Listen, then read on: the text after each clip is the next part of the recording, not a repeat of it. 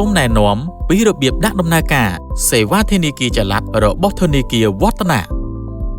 លោកអ្នកអាចទាញយកកម្មវិធីទូរស័ព្ទដៃធនាគារវឌ្ឍនៈពី Google Play ឬ App Store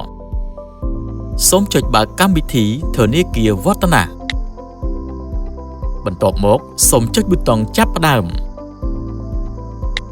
លោកអ្នកអាចមើលមុខងារមួយចំនួននៅទំព័រដើមហើយចុចលើប៊ូតុងដំណើរការឥឡូវនេះ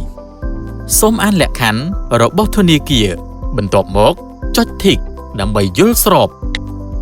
រួចចុចប៊ូតុងបន្តសូមជ្រើសរើសរបៀបដាក់ដំណើរការលេខគណនីប្រសិនបើលោកអ្នកមានសៀវភៅធនាគារឬ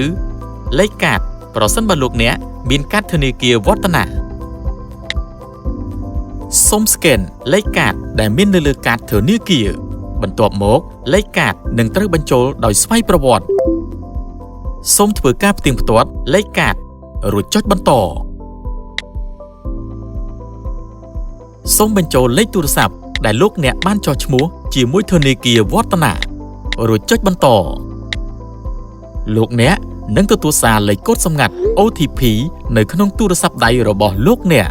សូមបញ្ចូលលេខសម្ងាត់នោះរួចចុចបន្តកម្មវិធីតម្រូវឲ្យលោកអ្នកបង្កើតនូវឈ្មោះប្រើប្រាស់ Username សម្រាប់ Login ចូលកម្មវិធីសូមចុចបន្តសូមចងចាំឈ្មោះ Username របស់អ្នកសម្រាប់ការ Login ចូលកម្មវិធីបង្កើតលេខសម្ងាត់ PIN រួចចុចបន្តសូមបញ្ចូលលេខសម្ងាត់ PIN ម្ដងទៀតដើម្បីផ្ទៀងផ្ទាត់រួចចុចបន្តការដាក់ដំណើរការកម្មវិធីបានជោគជ័យដើម្បីឲ្យការ Login ចូលកម្មវិធីមានសុវត្ថិភាពនិងមានភាពងាយស្រួលលោកអ្នកអាចបើកមុខងារសម្គាល់មុខ Face ID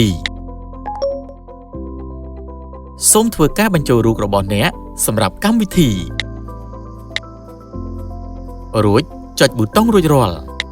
ឥឡូវនេះលោកអ្នកអាចរីករាយជាមួយនឹងមុខងារសម្បូរបែបជាមួយនឹងការរចនាកម្មវិធីដែលផ្ដល់នូវភាពងាយស្រួលសាមញ្ញនិងទាន់សម័យនៃកម្មវិធីទូរស័ព្ទដៃធនាគារវឌ្ឍនៈបានហើយ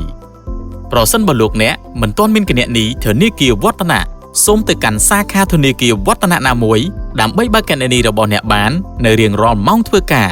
បន្ទាប់មកលោកអ្នកអាចទាញយកកម្មវិធីធនាគារវឌ្ឍនៈពី Google Play ឬ App Store រួចធ្វើតាមការណែនាំដែលបានបង្ហាញក្នុងវីដេអូនេះដើម្បីដាក់ដំណើរការកម្មវិធីជាការស្រេចធនាគារវឌ្ឍនៈធនាគារផ្ទាល់ខ្លួនរបស់លោកអ្នក